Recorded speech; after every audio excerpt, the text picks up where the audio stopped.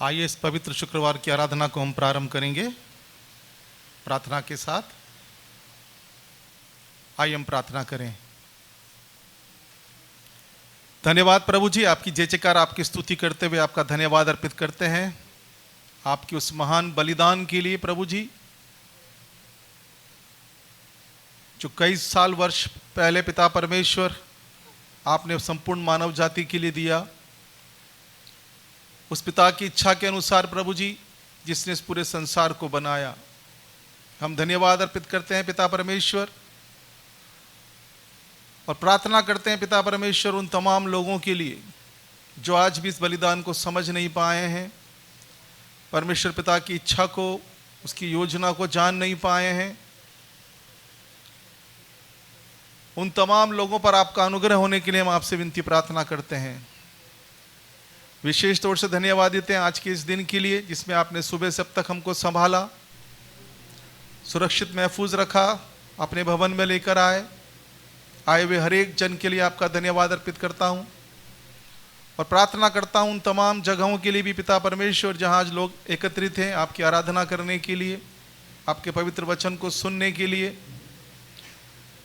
हर एक उस स्थान पर आपकी उपस्थिति पाई जाए पिता परमेश्वर, और उस उपस्थिति को आपकी प्रजा महसूस करने पाए।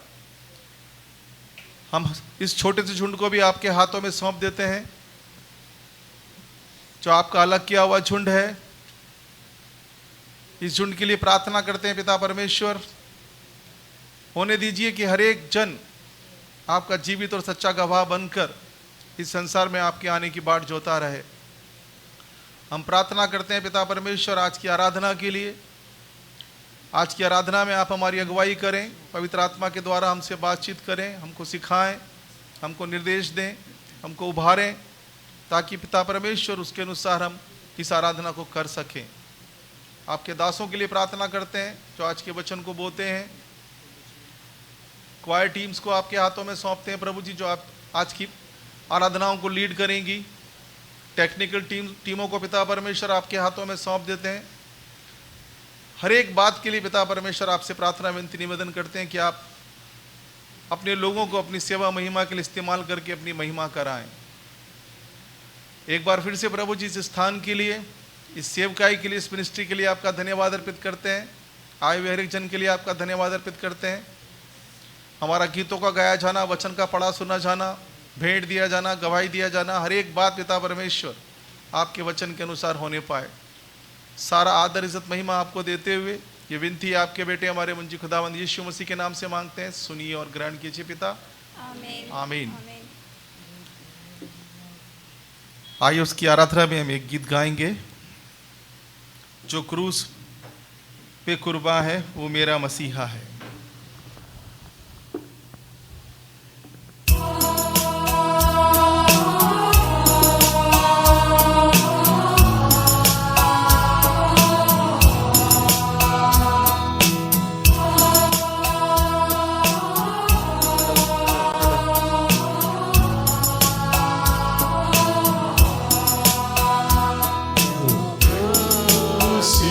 कुर्बानी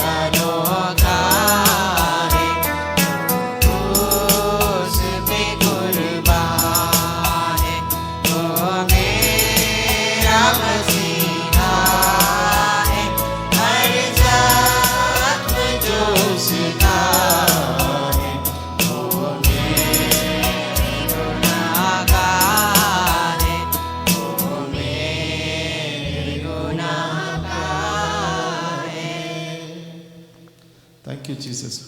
वास्तव में हम सबको जीवन देने के लिए आपने मौत सही, और आपका वही प्यार अनोखा है, और उसी प्यार के कारण पिता चाहता है कि आप इस सबके जीवनों पर राज करें। आइए एक और गीत गाएंगे हम, तू राज करे।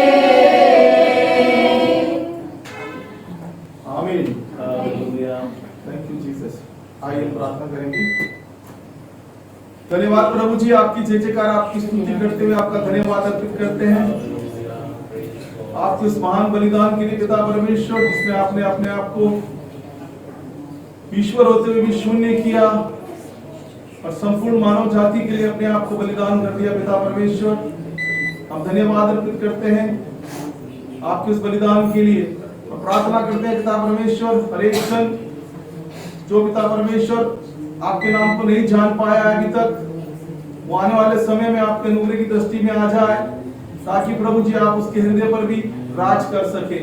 हम प्रार्थना करते हैं आगे आने वाले वचन के लिए, आपके दास के लिए पिता परमेश्वर, उनमें होकर आप अपनी प्रजा से बात करें।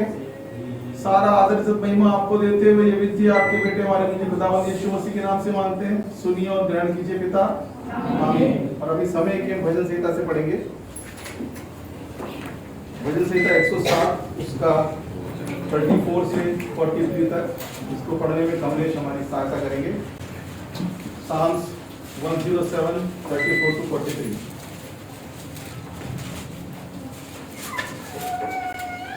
भजन संहिता 107 हम बारी बारी से पढ़ेंगे, 34 से लेकर 43 तक।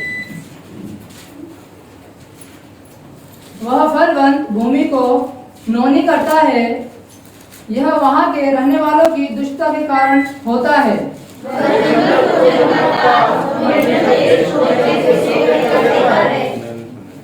और वहां वह भूखों को बसाता है कि वे बसने के लिए नगर तैयार करें और खेती करे और दाख की बालियां लगाए और वहां की भांति फल उगाए। वह उनको ऐसी आशीष देता है कि वे बहुत बढ़ जाते हैं, और उनके पशुओं को भी वह घटने नहीं देता।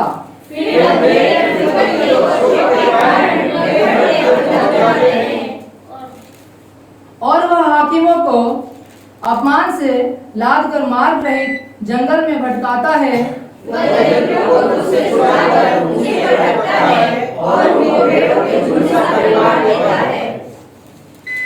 सीधे लोग देखकर आनंदित होते हैं, और सब कुटिल लोग अपने मुंह बंद करते हैं। आखिर हम सब साथ मिलकर पढ़ेंगे। जो कोई बुद्धिमान हो वह इन बातों पर ध्यान करेगा और जो कोई बुद्धिमान कामों पर ध्यान करेगा। परमेश्वर के भजन संहिता के पढ़े सुने जान सबको आशीष दे, आमीन। आप सब बैठ सकते हैं। और अभी समय है कि हम परमेश्वर के वचन को सुनेंगे। हम रिक्वेस्ट करूंगा पास्टर जी से, वो आए परमेश्वर के वचन को हमारे मध्य में रखें।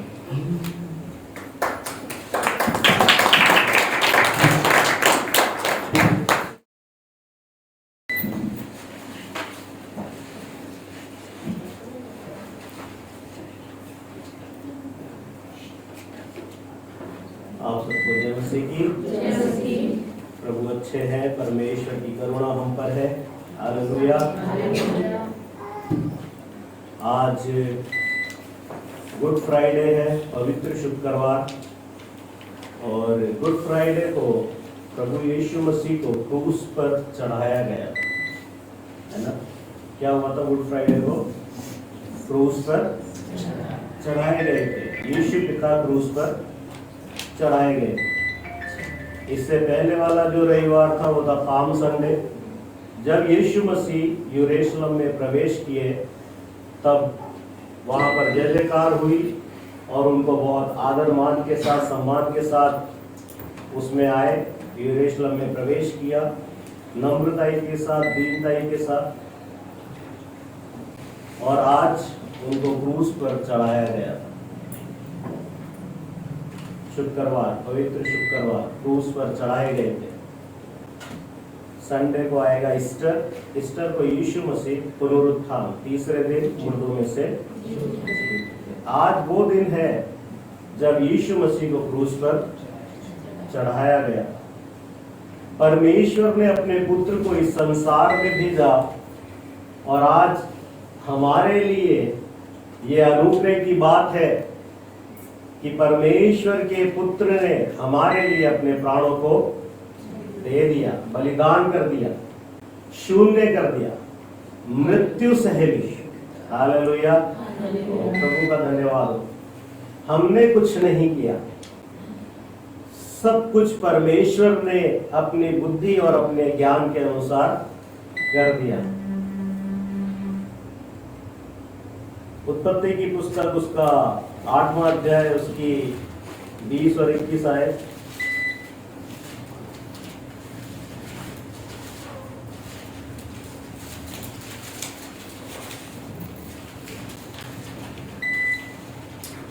तब नूह ने यहोवा के लिए एक वेदी बनाई और सब शुद्ध पशुओं और सब शुद्ध पक्षियों में से कुछ कुछ लेकर वेदी पर होम बलि चढ़ाया।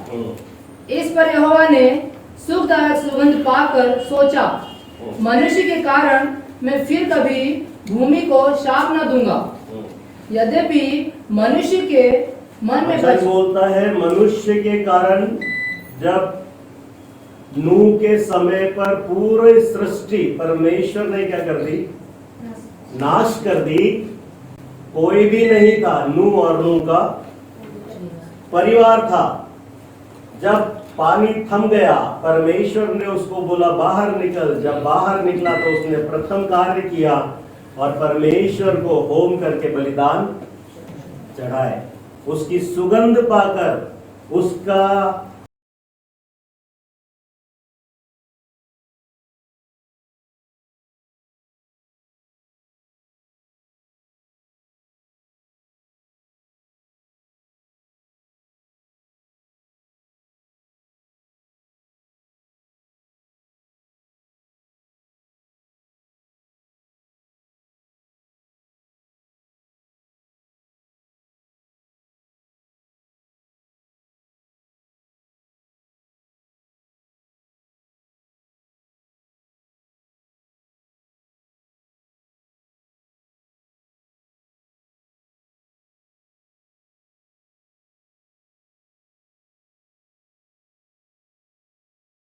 गलतियां करेगा, उससे जाने अनजाने अपराध और पाप होंगे, फिर भी मैं मनुष्य के कारण पृथ्वी को क्या करूंगा? श्राप ना दूंगा। यद्यपि मनुष्य के मन में बचपन से ही जो कुछ उत्पन्न होता है वह बुरा ही होता है। मनुष्य के मन में जो कुछ बचपन से उत्पन्न होता है वो बुराई। बचपन से जब स्कूल जाने लगता है, किसी की अच्छी पेंसिल देख लेता है वो उठाता है, किसी का अच्छा रबड़ देख लेता है वो उठाता है, आगे चलता है अपने जीवन में और कुछ गलतियां करता है, नौकरी के टाइम पे कुछ और गलतियां करता है, शादी के टाइम पे, शादी के बाद कुछ गलतियां करता है, बुढ़ापे में कुछ और गलतियां करता है, जवानी में कुछ और गलतियां करता है, सब कुछ करता है। क्यों? क्योंकि उसके मन में परमेश्वर का वचन बोलता है, परमेश्वर ने स्वयं बोला बचपन से लेके जो कुछ उत्पन्न होता है वो बुरा होता है। आमीन। हाँ, बुरा होता है। वह तो भी जैसा मैंने सब जीवों को अब मारा है वैसा उनको फिर कभी न मारूंगा। ये प्रतिज्ञा परमेश्वर ने उस समय पर करी और इस प्रतिज्ञा के कारण जब मनुष्य ने वापस से पाप किया तब परमेश्वर ने मनुष्य को मारना उचित नहीं समझा, क्योंकि उसने उस समय वो प्रतिज्ञाएं ली थी। आमीन, हालेलुया। हम नाश नहीं होते, ये उसकी प्रतिज्ञाएं हैं।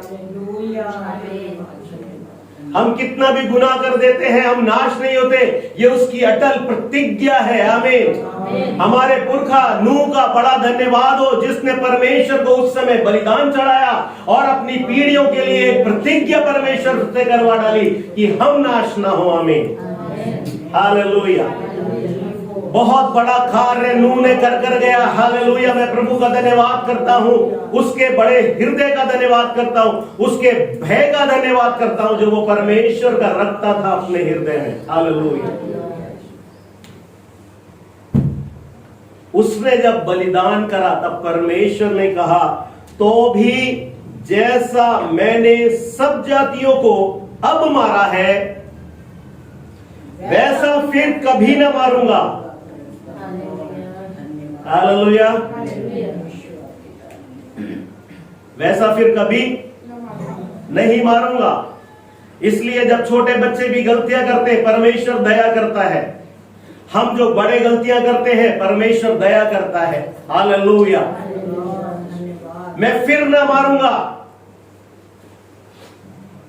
अब जब परमेश्वर के लोगों ने पाप करना शुरू करा तब परमेश्वर ने इस प्रतिज्ञा के अनुसार मनुष्य को दंड नहीं दिया। हालेलुया। अब उसने उद्धार का एक दूसरा रास्ता अपनाया। वो रास्ता था प्रभु यीशु मसीह का। हालेलुया। उसने अपने पुत्र को इस संसार में भेजा, वो हमारे लिए क्या हुए? मारे गए। वो हमारे लिए मारे गए।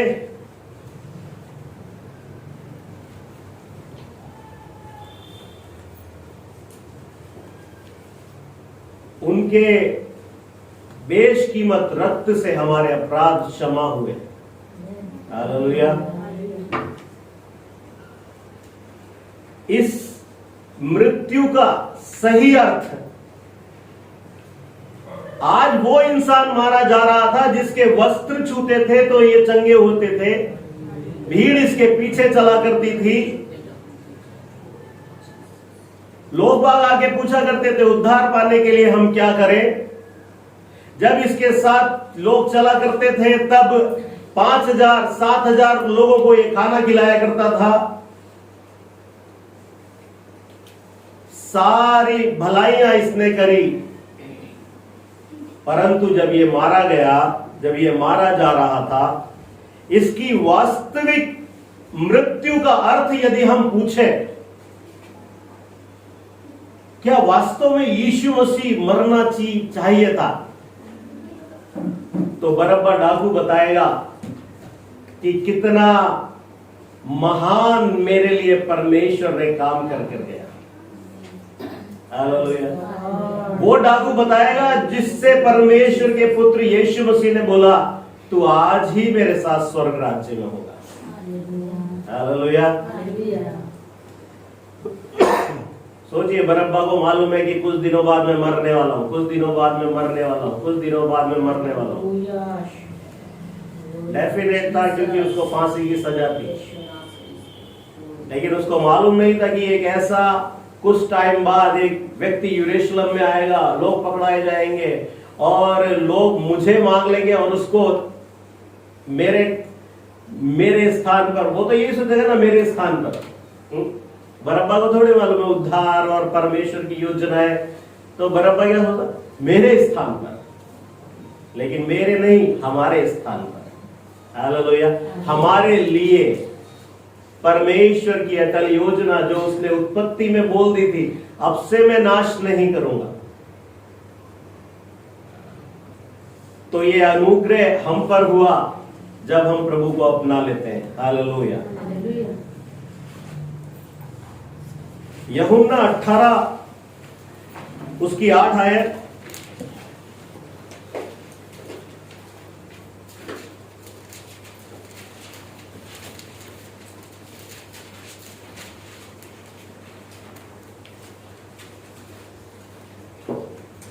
यीशु ने उत्तर दिया, मैं तो तुमसे कह चुका हूँ कि मैं हूँ, यदि मुझे ढूंढते हो तो इन्हें जाने दो। जब यीशु मसीह को गत्समनी के बार में आकर उनसे पूछा कि यीशु कौन है, तो यीशु मसीह ने बोला मैं हूँ, और वो पीछे झटका कर गए थे, गिर गए। वापस से उन्होंने पूछा कि तुम किसे ढूंढते हो, तो उन्होंने बोला कि यीशु मसीह को। तो यीशु मसीह यहाँ पर बोलते हैं मैं तो तुमसे कह चुका हूँ कि मैं हूँ, यदि मुझे ढूंढते हो तो इन्हें जाने दो। Hallelujah, praise God. यदि मुझे ढूंढते हो तो फिर इनको जाने दो जो मेरे साथ हैं।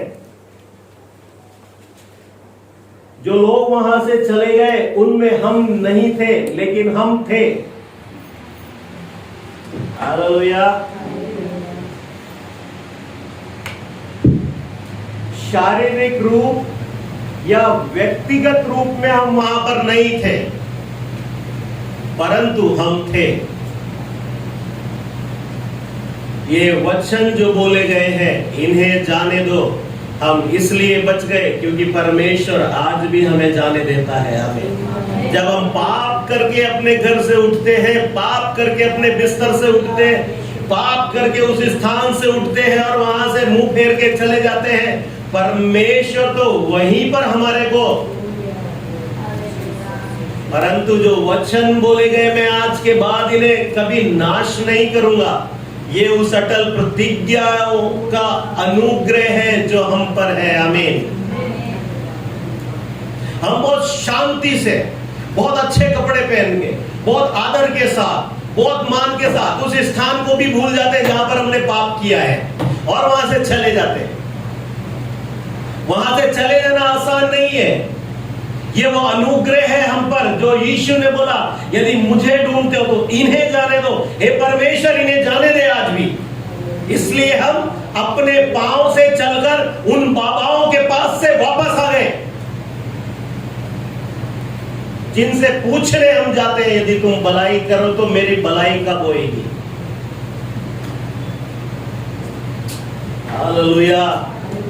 ये आकाश और पृथ्वी टल जाएगा, लेकिन इसमें लिखी हुई एक मात्रा और एक बिंदी बिना पूरे हुए नहीं टलेगा। ये वो अनुग्रह है जो हमारे पिता पुरखा नूह ने परमेश्वर को प्रसन्न करके हमारे लिए एक आशीष ठहरा दी कि इन्हें मैं फिर नाश नहीं करूंगा। ये आज जो जीवित है, हम जो जीवित है, ये हमारी खूबी और हमारी अच्छाइयां नहीं है, ये परमेश्वर की वो अटल प्रतिज्ञाएं हैं जिनके कारण वो नहीं पलटता। आमीन। ये यीशु मसीह ने जो बोल दिया, हे पिता इन्हें जाने दे, तो फिर ये इन्हें जाने देता है। Hallelujah, glory to God.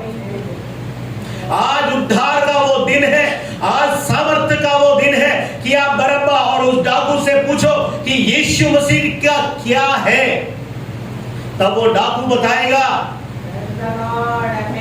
ओ प्रभु, ये तो उस दिन प्रकट होगा जिस दिन हम उसके आमने सामने होंगे और उस डाकू से पूछेंगे, जरा आपका अनुभव तो बताओ। वो अपना अनुभव बताएगा। जिस वक्त मैं क्रूस पर था और जिस वक्त मैं यीशु से बातें करता था और जिस वक्त मैंने उसकी ओर निगाह करी, मैंने कहा प्रभु तू तो निष्पाप है, मैं तो दोषी हूं, मैं तो अपने कामों की सजा पा रहा हूं, परंतु तू तो निर्दोष है। क्या कर सकता हूं मैं, अब बता। मेरे पास करने को कुछ भी नहीं था। मेरे पास सिर्फ इतना था कि मैं उस यीशु पे जो क्रूस पर लहूलुहान पड़ा हुआ था, सिर्फ एक विश्वास कर लेना। मेरे साथ एक और भी था, उसने विश्वास नहीं किया, मैंने किया, और आज मैं यहां पर हूं आप लोगों के साथ। ये मेरी खूबी नहीं है, हालेलुया। वो भी यही बोलेगा, हालेलुया। वो भी यही बोलेगा जो आप और मैं बोलते हैं, मेरी खूबी नहीं है, हालेलुया। ये उसका प्रेम है, ये उसका अनुग्रह है कि मैं डाकू का मोहर मेरे ऊपर लगा दी गई थी। सरकार ने मुझे डाकू घोषित कर दिया था। मुझे कोई छोटा मोटा चोर घोषित नहीं किया था। मेरे सर के ऊपर मेरे मारने वालों के लिए इनाम रखा था। हालेलुया, ओ धन्यवाद। लेकिन जिस दिन मैंने विश्वास किया, उसने मुझे जाने दिया। Hallelujah, glory to God. आप चल पा रहे हैं, मैं चल पा रहा हूं, क्योंकि इन्हें जाने दिया गया है। हमें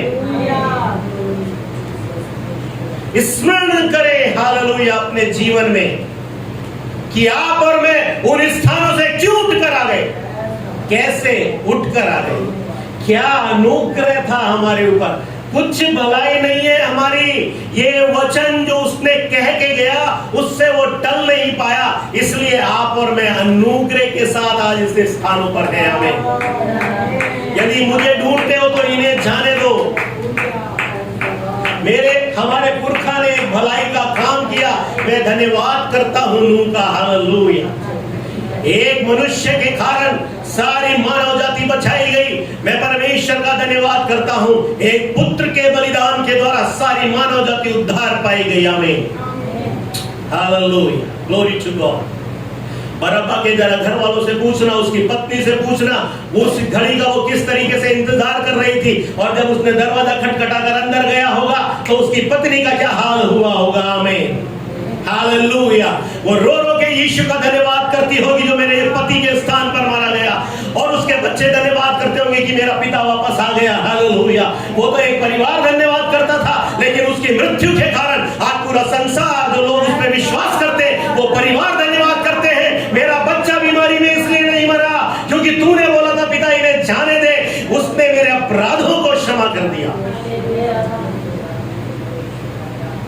हालेलुया, ग्लोरी टू गॉड। वचन की जो जीवन देती ओ धन्यवाद, हालेलुया। स्मरण आता है आपको हम क्यों आ गए वहां से? हम क्यों बचकर आ गए वहां से? आ नहीं गए, बचकर आ गए उन स्थानों से। परमेश्वर के होने के बाद भी जब हम उन स्थानों पे गए, हम क्यों बचकर आ गए? कोई खूबी नहीं है, हालेलुया। चाहे रेमंड्स की शर्ट भी पहन ले अजीत, कोई खूबी नहीं है, वो कितनी भी वाइट हो जाए, हालेलुया। मैं उन स्थानों से बचकर इसलिए आ गया क्योंकि उसने अपने पिता से बोल दिया था, पिता इन्हें जाने दे। Hallelujah, glory to God. ये वचन टलेगा नहीं। धन्यवाद हो प्रभु आपका।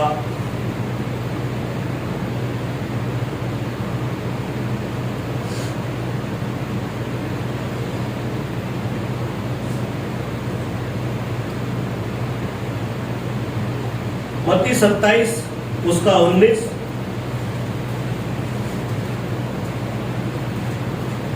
मत्ती 27 उसका 19।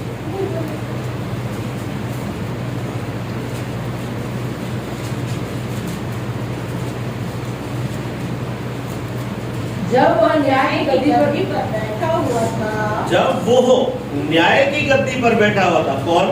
उसकी पत्नी ने उससे कहला भेजा। पिलातुस न्याय की गद्दी पर बैठा हुआ था और उसकी पत्नी ने उससे कहला भेजा, तू उस धर्मी के मामले में हाथ न डालना। तू उस धर्मी के मामले में हाथ न डालना, वरना तेरा हाथ कट जाएगा।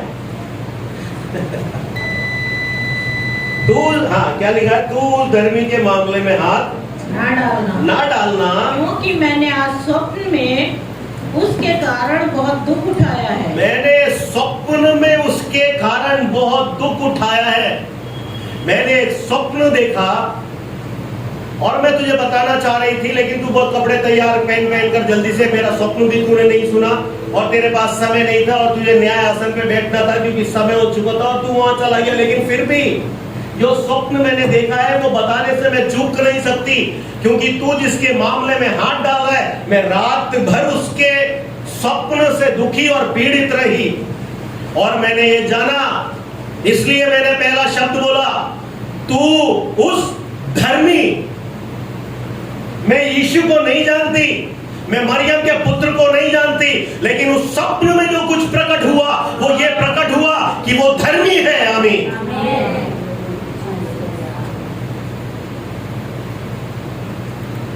जो कुछ स्वप्न में प्रकट हुआ वो क्या था?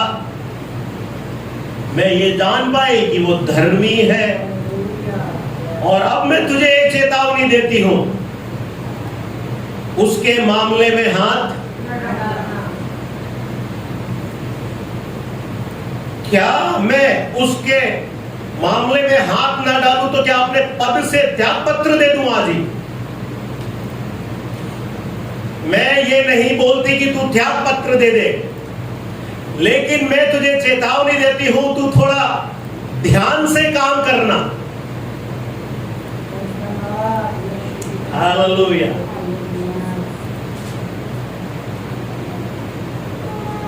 न्याय आसन के सामने बैठा है और एक स्वप्न, एक दर्शन की बात अपनी पत्नी के द्वारा सुनी और बोला कि तू इस धर्मी के मामले में हाथ मत डालना।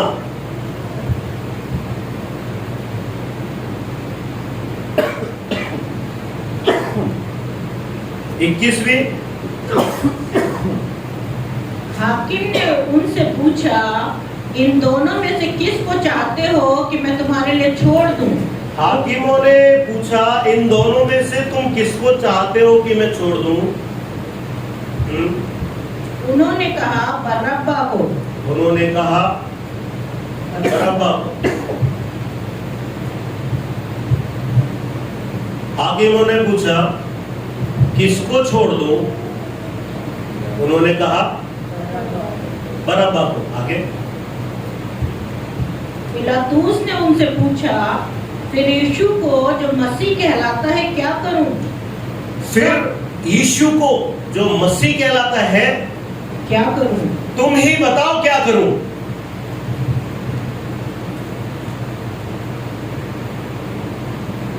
जब आप इस संसार में जीवन जी रहे हैं और जब मैं इस संसार में जीवन जी रहा हूं, ऐसे काफी अवसर आएंगे हमारे पास जब ये प्रश्न हमारे सामने आएगा, तुम किसको चाहते हो कि मैं तुम्हारे लिए छोड़ दूं, यीशु को या बरअब्बा को? उन्होंने उस समय चुन लिया था बरअब्बा को। उन्होंने उस समय चुन लिया था बरअब्बा को।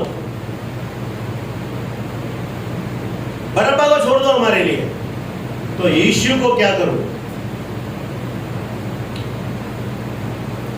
देखिए क्या बोलता है पिलातुस। फिर यीशु ने, 22वीं में लिखा है, फिर यीशु को जो मसीह कहलाता है, आमीन, क्या करूं? जो मसीहा कहलाता है, बरअब्बा जो डाकू कहलाता है, यीशु जो मसीहा कहलाता है। आपकी पसंद, आपकी पसंद, मेरी पसंद, संसार, बरअब्बा, ये नहीं छूटना चाहिए।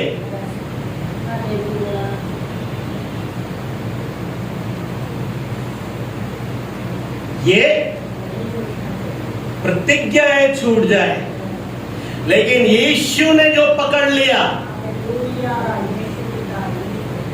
तो मरते मरते भी उसने यही बोल दिया, हे पिता इन्हें क्षमा कर क्योंकि ये नहीं जानते।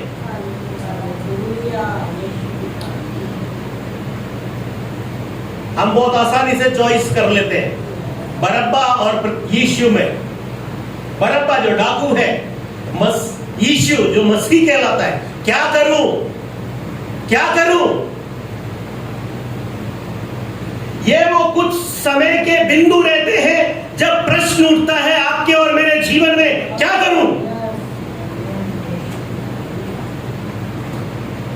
आपका बच्चा जब बीमार पड़ता है, तब आपसे जब पूछा जाता है क्या करूं, तब आप यीशु के कदमों पे गिरे रहते हैं। लेकिन जब कोई बड़ी आशीष या इस संसार का कुछ बड़े बात आने की होती है, तब जब पूछा जाता है क्या करूं, तो मैं आसानी से बरअब्बा को चुन लेता हूं।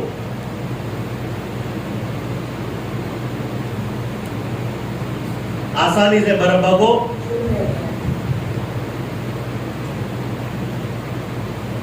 बरअब्बा को दे दो।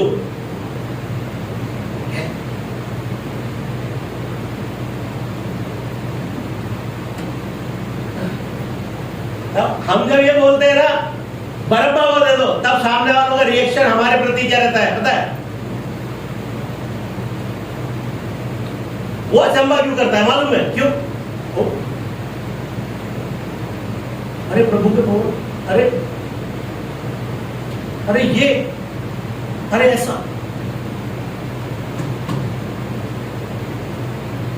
सामने वाला अचंभा कर रहा है, मेरे को अचंभा नहीं हो रहा मेरी बातों पे।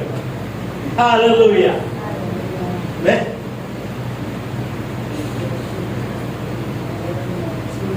कितने हल्के में हम बरअब्बा को चुन लेते हैं।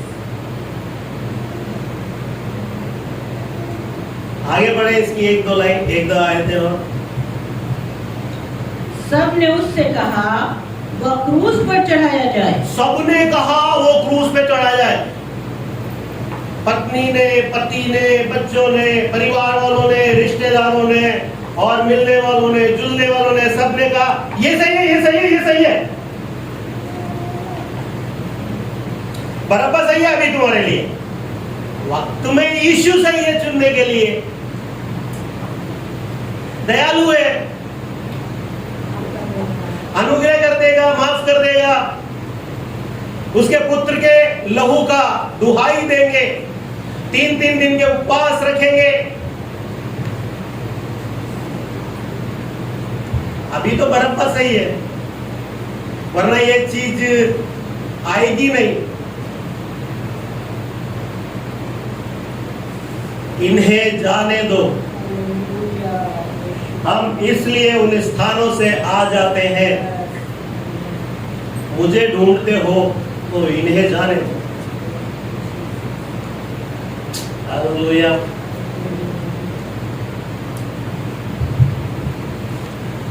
परमेश्वर हमें शक्ति दे, सामर्थ दे। जिस तरह इस समय जो यीशु की मृत्यु का सही अर्थ बता सकते थे, सिर्फ दो ही व्यक्ति थे। एक तो बरअब्बा, दूसरा वो डाकू जो स्वर्ग में है। बरअब्बा ने तो अपने परिवार में जाके बताया होगा, और डाकू से हम उसका अनुभव स्वर्ग में पूछेंगे। हालेलुया। कितनी महान करुणा और दया परमेश्वर के पुत्र ने करी। उसका मारा जाना तो तय था, और वचन बोलता है शैतान यहूदा में समा गया। शैतान यहूदा में समा गया, और उसने जाकर याजक और पुरनिये और सब लोगों से जाकर वार्तालाप करी कि मैं उन्हें तुम्हारे हाथ में पकड़ा दूंगा तो तुम मुझे क्या दोगे। शैतान समा गया।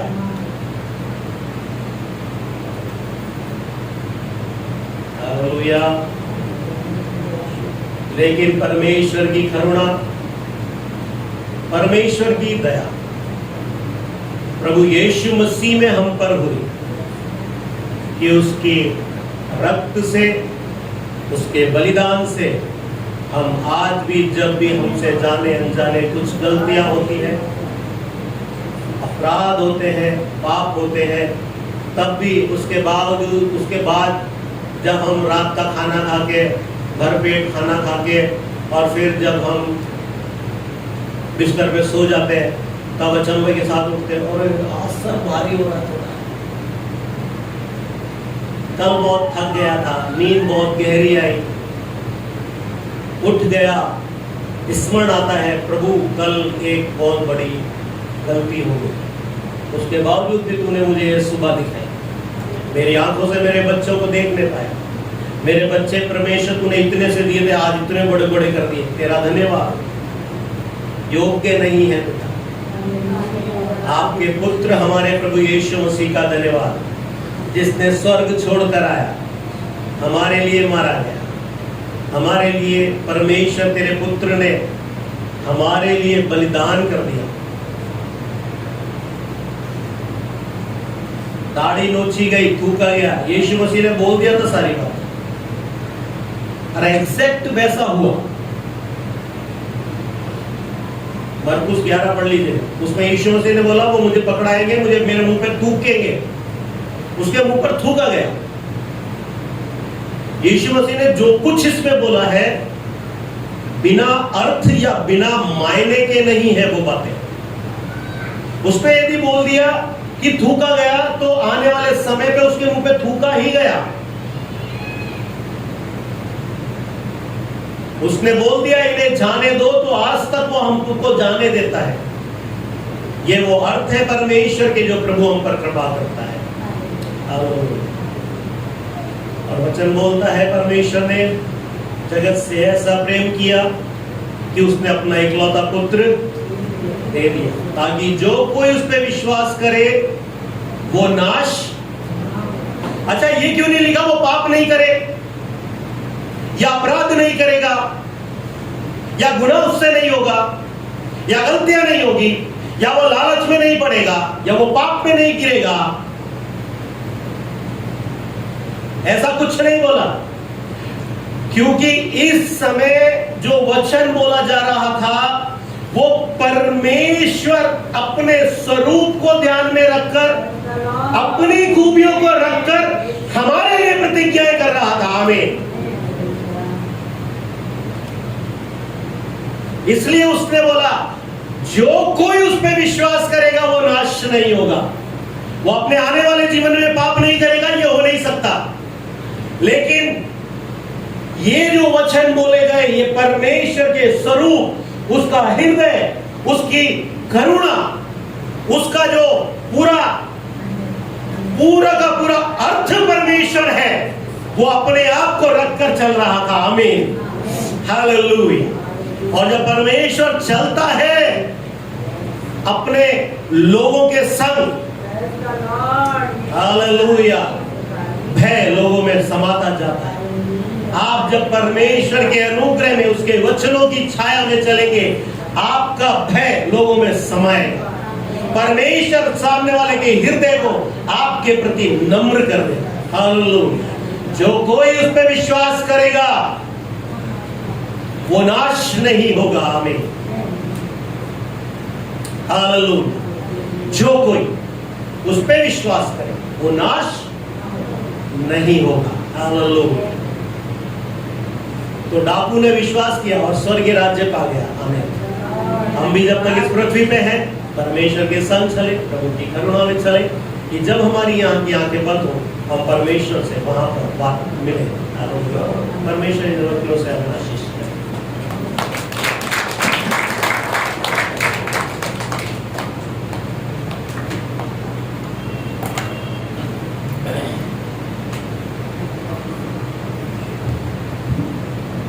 और अभी समय है कि वे एक बार फिर से उसकी गीत गाकर उसकी महिमा करेंगे।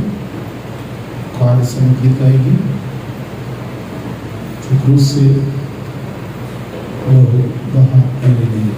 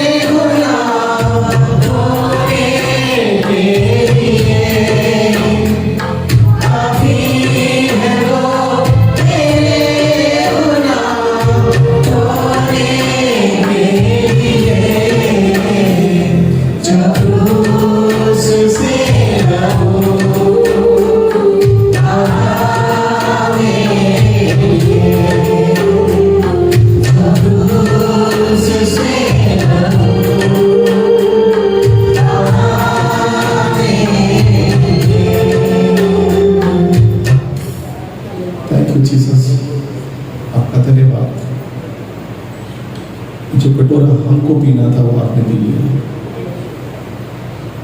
इसीलिए हमारे परिवार में आज शांति है, खुशियां हैं, हर एक आशीष है प्रभु जी, क्योंकि आप वो सारे ताड़ना सकते हैं। आपका धन्यवाद है। आइए एक बार फिर से हम वचन में जाएंगे और इस समय हुआ कि हम फिर से परमेश्वर के वचनों को सुने। मैं रिक्वेस्ट करूंगा पास्टर जॉनी से कि वो आए वचन को हमारे वक्त में रखें।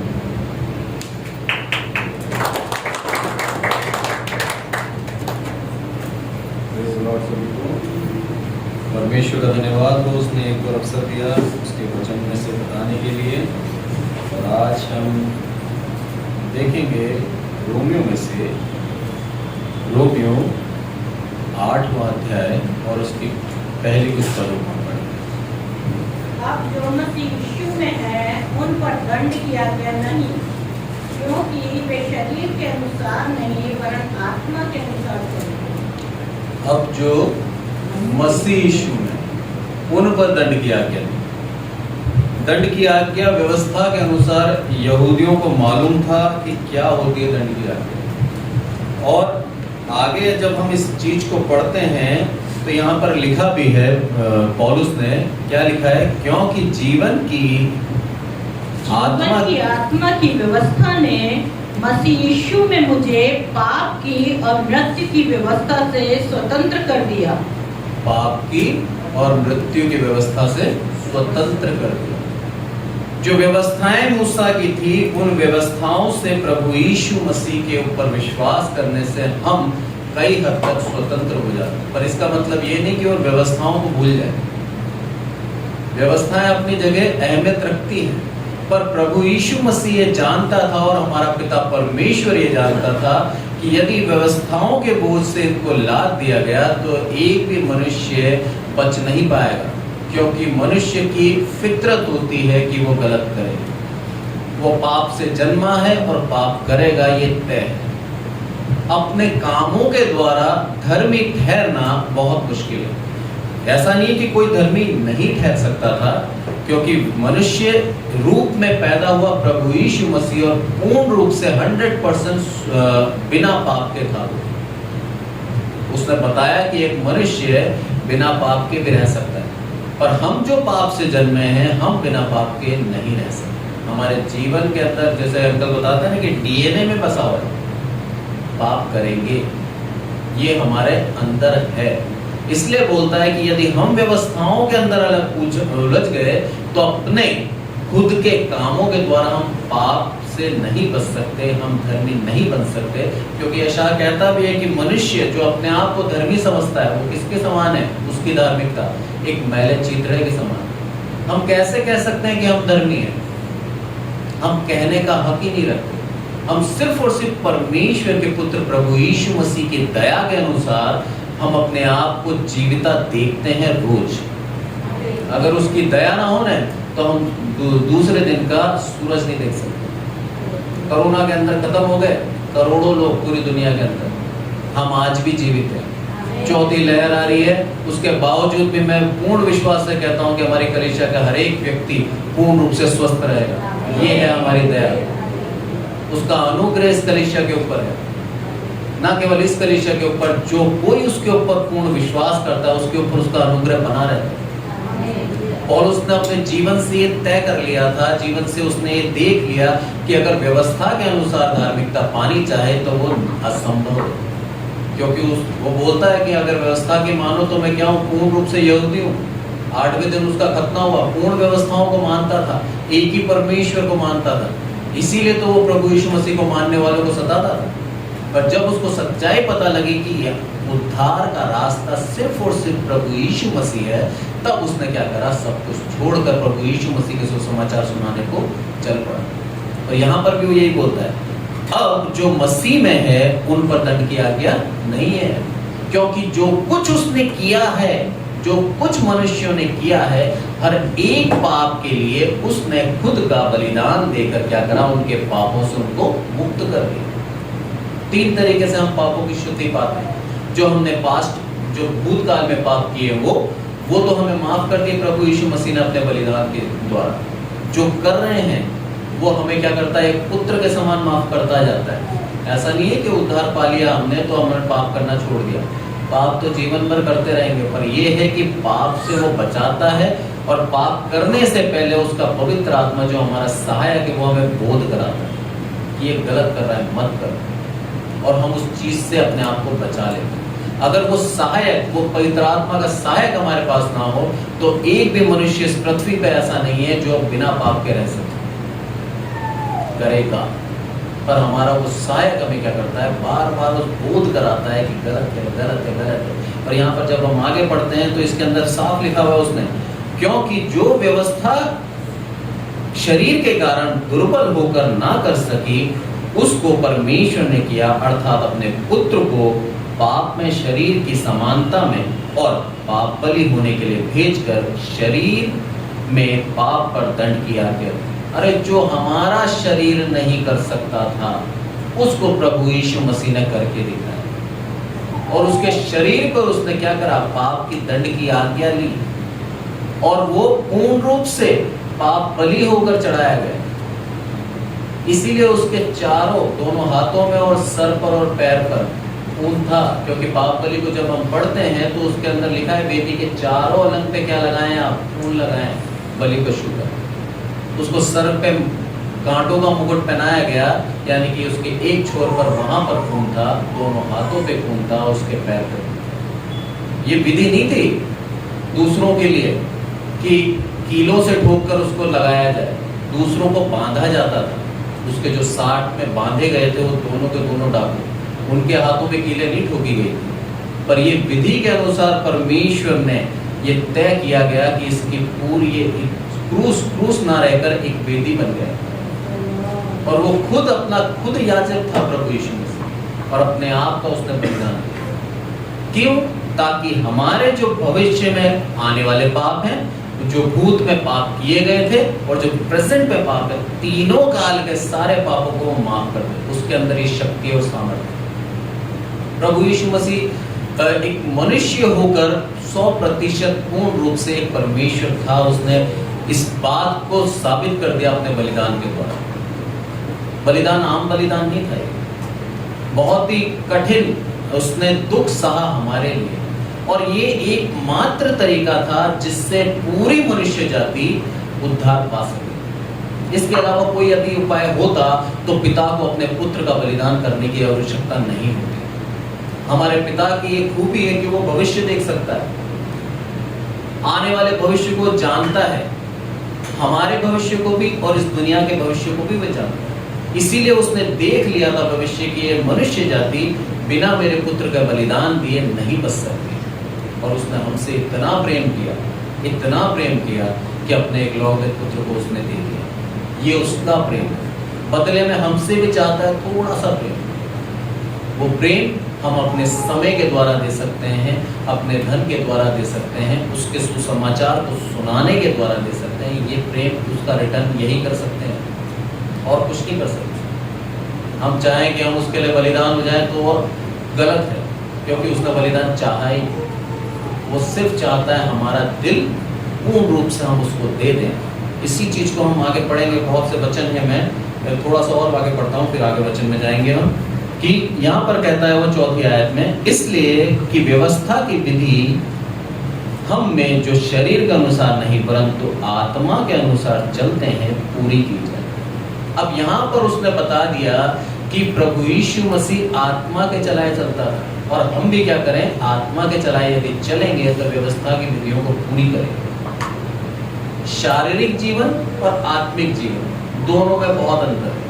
शारीरिक जीवन स्वार्थी होता है, वो खुद के लिए जीता है, उसको मनुष्य की कोई आवश्यकता नहीं है, उसको दूसरों के हित की कोई आवश्यकता नहीं है, क्योंकि वो स्वार्थी जीवन जीता है। उसको सिर्फ और सिर्फ खुद का लाभ हो जाए ऐसा जीवन वो चाहता है, और जब उसको ऐसा नहीं मिलता तो उसका मन खेदित होता है। ये होता है शारीरिक जीवन। आज मैंने चाह कर ली कि साहब मुझे एक कार मिलनी चाहिए, मुझे नहीं मिली, किसी और को मिल गई, मैं खेदित हो जाऊँ कि मेरी इच्छा थी, मेरे को मिलना था, मैं इस चीज को डिजर्व करता हूँ, मैं योग्य हूँ इसके, मुझे मिलना था, मुझे नहीं मिला, इसको मिल गया। कैसे मिल गया? परमेश्वर की इच्छा के अनुसार मिला है। उसकी इच्छा के अनुसार एक पत्ता भी नहीं हिलता, वचन कहता है। बिना उसकी इच्छा के हो सकता है कुछ? नहीं हो सकता। हम उसके ऊपर विश्वास नहीं करते, अपनी योग्यताओं के ऊपर घमंड करते हैं। प्रभु ऐसा जीवन नहीं चाहते, क्योंकि शरीर के अनुसार वो जीना वाले व्यक्ति को तुच्छ मानता है। जीना ही नहीं चाहिए शरीर के अनुसार, क्योंकि वो जीवन स्वार्थी जीवन होता है। वो बोलता है आत्मा के अनुसार चलाया चले आप, जैसे आत्मा आपको लेके चल रही है। और आत्मा किसको लेके चलती है? जो उसके ऊपर विश्वास करता है, जो प्रभु यीशु के ऊपर पूर्ण विश्वास करता है, और उसके अनुसार प्रभु यीशु उसको क्या देता है? आत्मा का एक सहायक देता है, पवित्र आत्मा का सहायक देता है, और उसके अनुसार वो अपने जीवन को चलाता है। प्रभु यीशु मसीह ऐसा नहीं कि बड़ा हुआ तभी आत्मा के अनुसार चलाए। वो जब छोटा था, बालक था, मात्र 12 साल का था, प्रतिवर्ष उसको फसह के पर्व पे ले जाया जाता था यरूशलेम।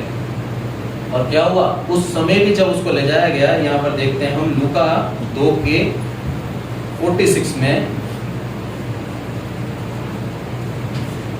यहाँ कहता है वो 3 दिन के बाद उन्होंने उसे मंदिर में उपदेशकों के बीच में बैठे और उनकी सुनते और उनसे प्रश्न करते हुए पाया। ये आत्मा के अनुसार चलना है। सिर्फ और सिर्फ उसी की बातों में हमारा मन लगेगा। उपदेश सुनना, उपदेश सुनाना, प्रश्न करना, सिर्फ किसके बारे में? वचन के अनुसार सीखना। यही हमारा आत्मिक जीवन होना चाहिए। जितना ज्यादा हम सीख सकें, जितना ज्यादा हम उसके बारे में पता कर सकें, यही आत्मिक जीवन है। और कोई लालसा बचती ही नहीं है यदि आत्मिक जीवन हम जी रहे हैं। कोई इच्छा ही नहीं बचेगी आपकी। घर कैसा भी मिला है कोई फर्क नहीं पड़ता, क्योंकि यदि हम पुराने दासों की बात करें जो भविष्यवक्ता थे, उन लोगों को पता नहीं कैसे कैसी अवस्था में रखा परमेश्वर ने, उसके बावजूद भी वो परमेश्वर का धन्यवाद देते हैं। एलिया को देख सकते हैं, जंगल में भागता रहा बेचारा, कौवे उसको खाना देते थे। हम किसी पशु का झूठा खाना नहीं खाते, और कौवे को तो हम इस तरह का समझते हैं क्योंकि वो गंदा कहीं भी से भी खा लेता है। वो लाला के उसको खाना दे रहे हो और वो खा रहा है। सोचो, परमेश्वर ने ऐसी अवस्था में रखा, ना उसके ऊपर छत है, ना उसके पास खाना है, ना उसके पास कोई एयर कंडीशन है, कुछ भी नहीं है उसके पास। उसके बाद भी परमेश्वर की आज्ञाओं का पालन करता जा रहा है, उसकी आज्ञाओं को मानता जा रहा है और उसकी आज्ञाओं से, उसकी विधियों से प्रसन्न है। सबसे बड़ी बात प्रसन्न होना।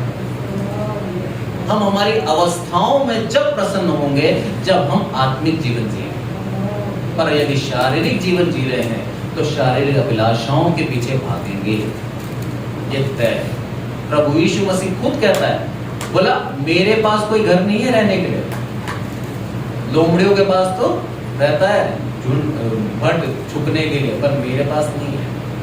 जो इस सृष्टि का रचयिता है वो खुद के लिए कहता है कि मेरे पास नहीं है। उसके बाद भी अपने पिता की मर्जी के अनुसार चलता रहा, उसके पिता की हर एक आज्ञा को 100% माना उसने।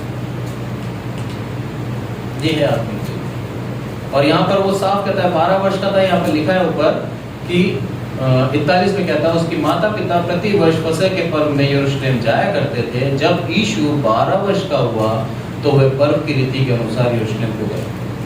मात्र 12 साल का बच्चा। आज मैं देखता हूँ 12 साल के बच्चे हमारी 7th क्लास में रहते हैं। 7th क्लास के बच्चे पूर्ण रूप से सांसारिक हो चुके हैं, पूर्ण रूप से। उनको मोबाइल चाहिए, अच्छा उनको साइकिल चाहिए, परमेश्वर की बात में उनका 1% मन नहीं है। यह है सांसारिक जीवन। उनको बिठा लो आप, इच्छा ही नहीं है। जबरदस्ती फोर्सली पिता बिठा ले तो बात अलग है, बाकी उनकी खुद की दिल की अगर इच्छा करी जाए तो वो चाहते हैं दोस्तों के साथ एंजॉय करना, खेलना, कूदना, नए नए गैजेट्स चाहिए उनको। वो पूर्ण रूप से सांसारिक बने हुए हैं। उस अवस्था के अंदर प्रभु क्या है? आत्मिक है। और उन उद्देश्यों के साथ प्रश्न कर रहा है और सुन रहा है। सोचिए उसकी कितनी इच्छा है अपने पिता परमेश्वर की पूरी बातों को जानने। ये इच्छा हमारे अंदर पवित्र आत्मा जलाता है। इस चीज को हम देखते हैं। पहला, पवित्र आत्मा हमें किस तरह से, एक और चीज देखते हैं पहले हम। गलातियों 5:16 में क्या लिखा है?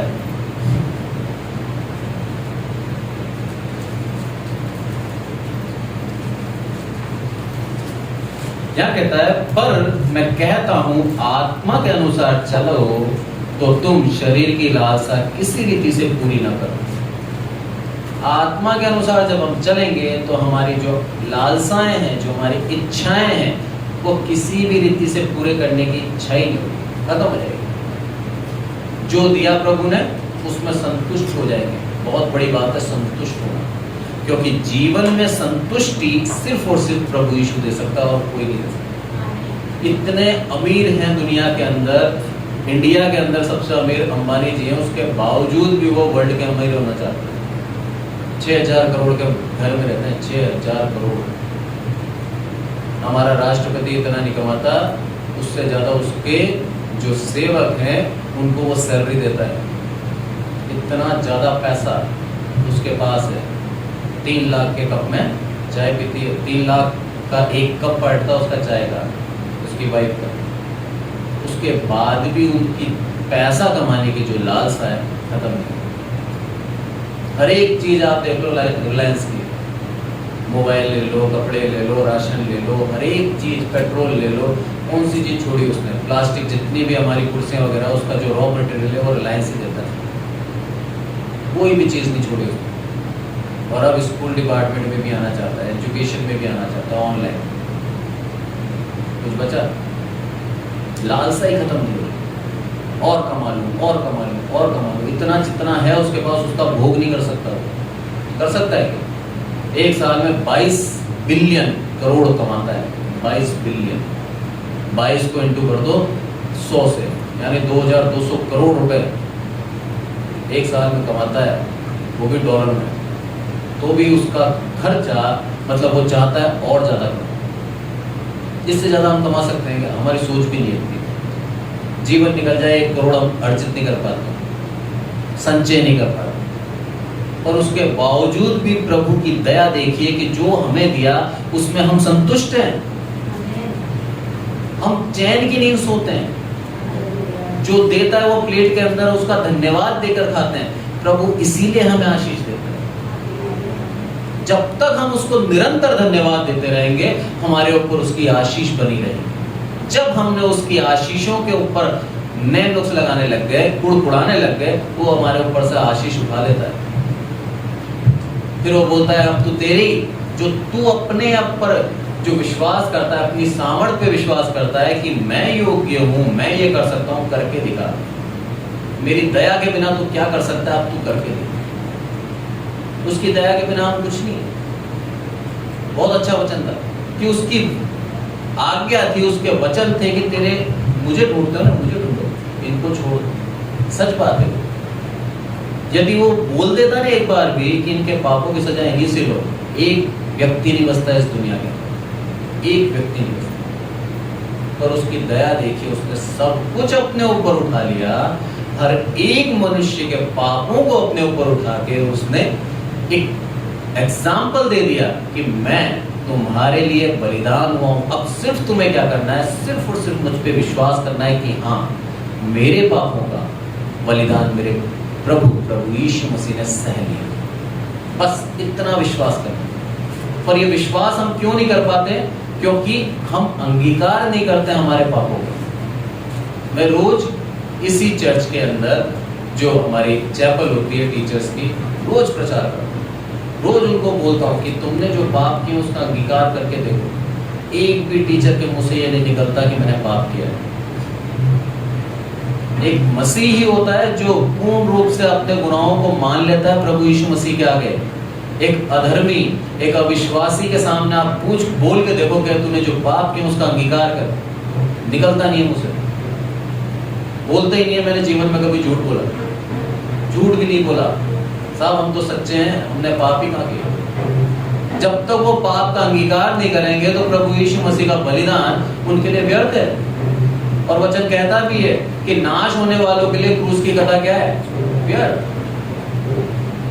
पर हमारा काम क्या है? हमारा काम है प्रभु यीशु मसीह का सुसमाचार सुनाते रहना। ये हमारा काम है। जो उसने हमें काम दिया हम उस काम को करेंगे। परमेश्वर की मर्जी वो किसको चुनता है और उसको अप्रिय जानता है। आगे हम देखते हैं कि पवित्र आत्मा हमारा सहायक है। ये लिखा है यूहन्ना 14:16 में, और यहाँ पर वो साफ कहता है कि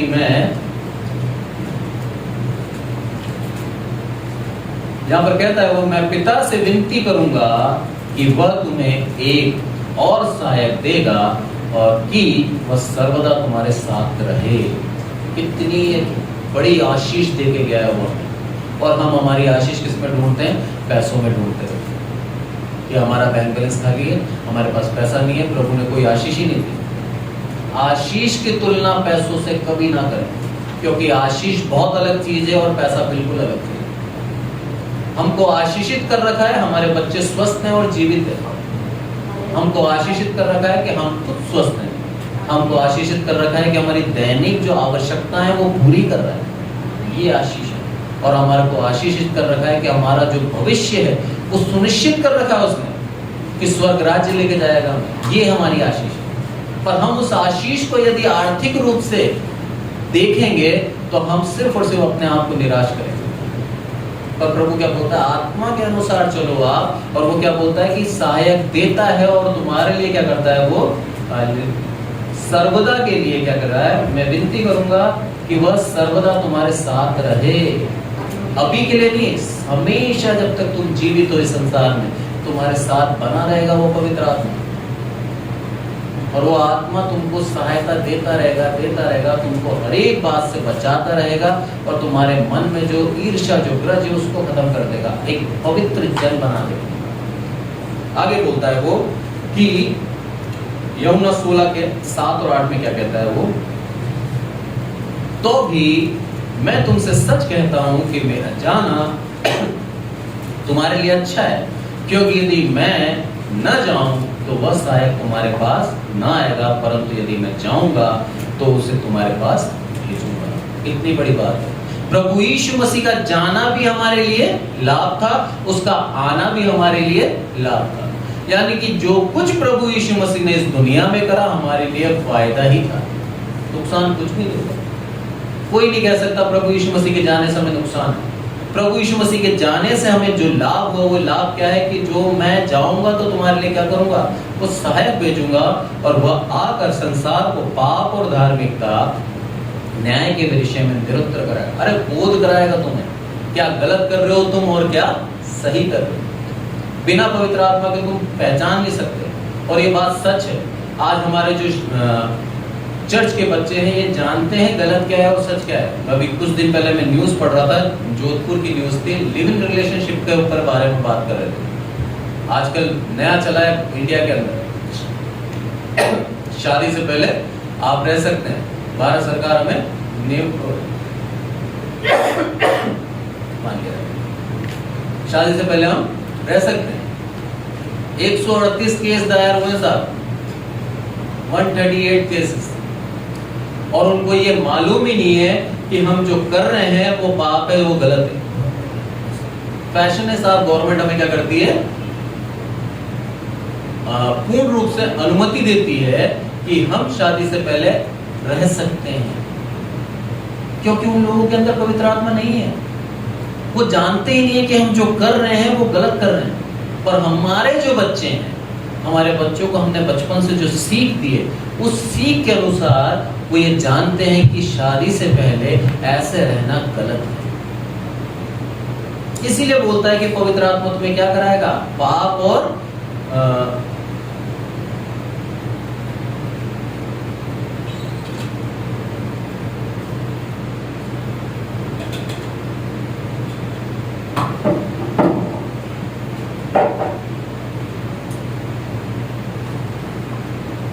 संसार को पाप और धार्मिकता और न्याय के विषय में निरुत्तर करेगा।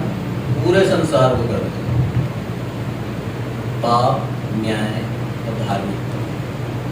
धार्मिकता वर्ड बहुत ही ऐसा वर्ड है जिसको समझना हमें बहुत जरूरी है। क्या होती है धार्मिकता, क्या होता है धर्म। एक मनुष्य पवित्र परमेश्वर के लिए जो कुछ करता है अच्छा, उसे बोलते हैं धार्मिकता। एक पापी मनुष्य अपने आप को उसकी सहायता से शुद्ध करता है और पवित्र परमेश्वर के लिए जो कुछ करता है अच्छा, उसकी विधि के अनुसार उसे बोलते हैं अपन धार्मिक। पर सुसमाचार गॉस्पेल क्या है, वो जो पवित्र परमेश्वर है वो इस पापी मनुष्य के लिए क्या करता है, क्या भलाई के काम करें, वो है गॉस्पेल। हम यहाँ पर खड़े होकर गॉस्पेल प्रचार करते हैं, धार्मिकता का प्रचार नहीं है। धार्मिकता तो अपने आप आएगी यदि हम प्रभु यीशु मसीह पे पूर्ण विश्वास करेंगे। ऑटोमेटिक हमारे कामों में बदलाव आ जाएगा और व्यक्ति हमें एक अच्छा और एक धर्मी व्यक्ति कहने लगेंगे। वो दुनिया की गवाही होगी, पर हम खुद अपने आप को नहीं कह सकते। पर यहाँ पर हमेशा प्रभु यीशु मसीह ने क्या बोला कि जाकर सुसमाचार सुनाओ। और सुसमाचार क्या है कि मेरे पवित्र परमेश्वर के पुत्र प्रभु यीशु मसीह ने हम पापियों के लिए क्या करा, बलिदान दे दिया। ये है सुसमाचार कि वो पवित्र था और हम पापी थे, उसके बावजूद भी उसने क्या करा, हम पापी के लिए बलिदान दे दिया। ये है सुसमाचार। पवित्र जन के लिए तो कोई भी कुछ कर सकता है, पर पापी के लिए करके दिखाया, उसमें है बात। हमारा पड़ोसी बहुत गाली देने वाला है, पियक्कड़ है, पापी है और पूर्ण रूप से हर प्रकार से बुरा व्यक्ति है, वो हमारे घर पे आता है और कुछ मदद मांगता है, हम देंगे उसको। हमें मालूम है देते ही पेगा, और आया 500 रुपये मांगते, मना कर देंगे जेब में होते हुए। पर एक कोई अच्छा व्यक्ति है और वो हमारे पास आता है, हमें मालूम है इसकी गवाही अच्छी है और ये सच में दुखी है, वो मांगता है तो हम तुरंत उसको पैसा देंगे। ये एक संसार की सोच है, पर हमारे पिता परमेश्वर की सोच क्या थी?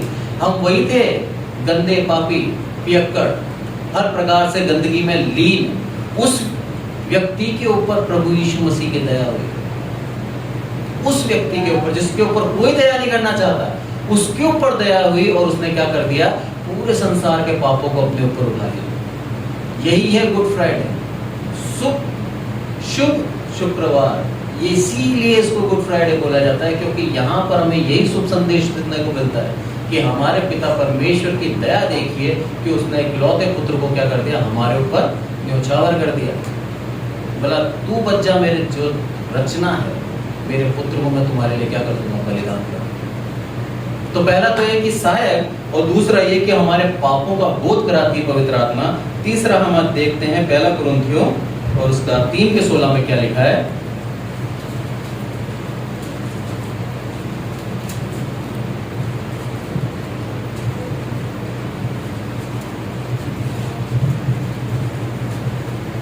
क्या तुम नहीं जानते कि तुम परमेश्वर का मंदिर हो और परमेश्वर का आत्मा तुम में वास करता है। कितनी बड़ी बात। पवित्र आत्मा कह रहा है कि भैया क्या तुम नहीं जानते कि हम लोग जो एक पापी थे किसी समय, आज परमेश्वर का मंदिर बन गए। कितनी बड़ी बात। अब पवित्र से इतना पवित्र बना दिया कि प्रभु हमारे अंदर वास करना चाहता है, उसकी आत्मा हम में वास करना चाहता है। ये पवित्र आत्मा का सिद्धांत कि उसके चलाए जब हम चलते हैं और आत्मिक जीवन को हम महसूस करते हैं, आत्मिक जीवन के अनुसार जब हम चलते हैं, तब ऐसा होता है कि वो हमारे शरीरों को क्या बना देता है, मंदिर बना देता है। और उस मंदिर के अंदर क्या करता है, वो वास करना चाहता है। और आगे कहता है वो पहला तो हाँ पढ़ लीजिए चलो। यदि कोई परमेश्वर के मंदिर को नष्ट करेगा तो परमेश्वर उसे नष्ट करेगा, क्योंकि परमेश्वर का मंदिर पवित्र है और वो तुम हो। वो तुम, कितनी बड़ी बात। हमारे शरीर के ऊपर हमारा अधिकार नहीं है, ये आयत बता रही है कि हम हमारे शरीर को नष्ट नहीं कर सकते। इसीलिए यहूदा इस्करियोती ने जब अपने आप के प्राणों का बलिदान मतलब वो करा, उसने आत्महत्या करी, तो वो नष्ट कर दिया, उसने उसको मौका नहीं मिला। हाँ, पर यदि पछतावा करके माफी मांगता तो मेरा प्रभु इतना ज्यादा दयालु उसे माफ कर देता। और उसने अपने शरीर को नष्ट कर दिया जिसके ऊपर हमारा खुद का अधिकार नहीं। अरे परमेश्वर का मंदिर है, हम इसको नष्ट नहीं कर सकते। नष्ट कर दिया तो क्या बोला, साफ चेतावनी है, तो परमेश्वर से नष्ट कर देगा। क्योंकि क्या है ये, वह क्योंकि परमेश्वर का मंदिर पवित्र है और वह तुम हो। कितना बड़ा आदर दिया एक मनुष्य को प्रभु ने, इतना बड़ा आदर कि हम एक मंदिर है। तो हमारा कर्तव्य, हमारा दायित्व क्या बन जाता है, इसको पवित्र रखना। यदि हम पवित्र नहीं रखते तो उसका आत्मा हमारे अंदर वास कैसे करेगा। और उसका आत्मा ही हमें सिखाता है कि हम इसको पवित्र कैसे रखें। हमारे मन के विचार हमको अशुद्ध करते हैं। वचन कहता है कि जो तुम खाते हो उससे तुम अशुद्ध नहीं होते, पर जो तुम्हारे मुंह से निकलते हैं, जो तुम्हारे विचार हैं, वो तुम्हें अशुद्ध करते हैं। तो हमें कितना सोच समझ के बोलना चाहिए, कितना हमें सोच समझ के प्रभु के वचनों को भी बोलना चाहिए कि गलत ना बोले। आगे बोलता है वो चौथी चीज हम देखते हैं इसके अंदर, पहला कुरिन्थियों 2:10 में क्या बोलता है वो।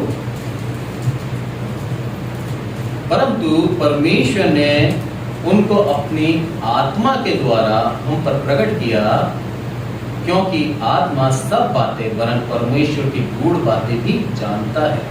कितनी अच्छी बात। यदि हमें उसकी बातों को जानना है, उसके रहस्यों को जानना है, तो सिर्फ और सिर्फ उसका आत्मा हमें सिखाता है। अभी प्रकाशित वाक्य पढ़ते हैं हम, बहुत सी ऐसी भविष्यवाणियां हैं, बहुत सी ऐसी बातें हैं जो हमको पूर्ण रूप से समझ नहीं पाते, पर यदि उसका आत्मा हमें समझाएगा तो हम समझेंगे, नहीं तो और नहीं समझ सकते।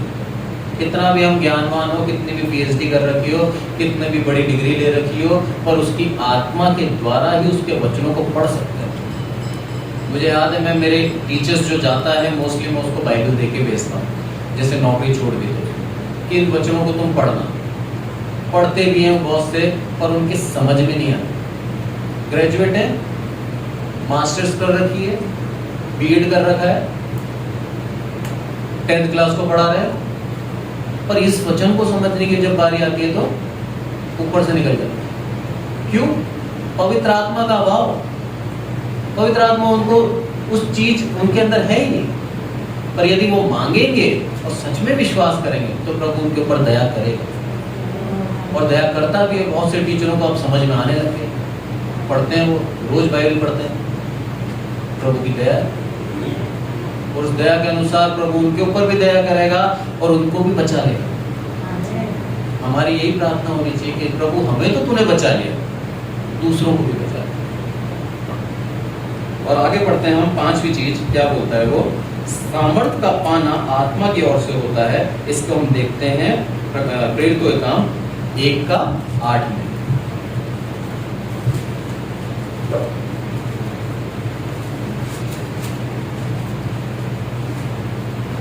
परंतु जब पवित्र आत्मा तुम पर आएगा तब तुम सामर्थ पाओगे और यरूशलेम और सारे यहूदिया और सामरिया में और पृथ्वी की छोर तक मेरे गवाह होंगे। परमेश्वर का पवित्र आत्मा तुम पर आएगा तो तुम सामर्थ्य हो जाओगे। इतनी एक अच्छी आयत दी है प्रभु ने कि हमारी सामर्थ उसकी आत्मा की ओर से। हम हमारे शारीरिक बल के ऊपर भरोसा नहीं कर सकते।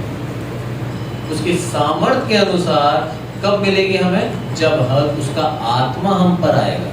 और आत्मा कब आएगा, जब हम मांगेंगे, उसके पुत्र के ऊपर विश्वास करेंगे, उसके बलिदान को हम व्यर्थ नहीं जाने देंगे, उसके बलिदान पे विश्वास करेंगे और उद्धार पाएंगे। तब क्या होगा, उसका आत्मा हम पर आएगा और ना केवल आएगा पर उसको क्या करेगा, पृथ्वी की छोर तक मेरे गवाह होंगे तुम लोग कि हाँ प्रभु यीशु मसीह ही सच्चा प्रभु है।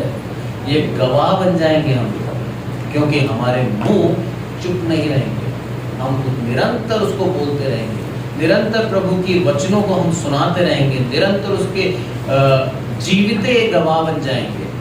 क्यों, सिर्फ और सिर्फ प्रभु की दया और उसकी पवित्र आत्मा के द्वारा। इन वचनों से आज हम यही सीखते हैं कि हम शारीरिक जीवन के ऊपर ना चलते हुए आत्मिक जीवन के ऊपर हम चलें, और आत्मा के चलाए चलेंगे तो हम सच में आशीषित हो जाएंगे। हमको वो सहायता देता है, हमको पाप समझने का बोध कराता है, उसकी गूढ़ बातों को जानने का वो बोध कराता है, हमको सामर्थ्य देता है। परमेश्वर इन वचनों से हमको आशीषित करे। Praise the Lord.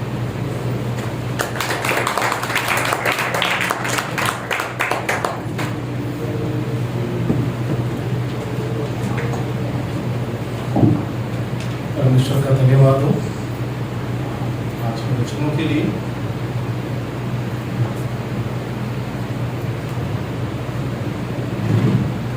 दोनों वक्ताओं से, प्रभु के दोनों दासों से आपने गुड फ्राइडे के बारे में सुना।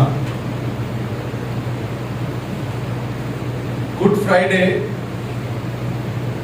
यानी कि हमारे उद्धारकर्ता प्रभु यीशु मसीह का बलिदान दिवस,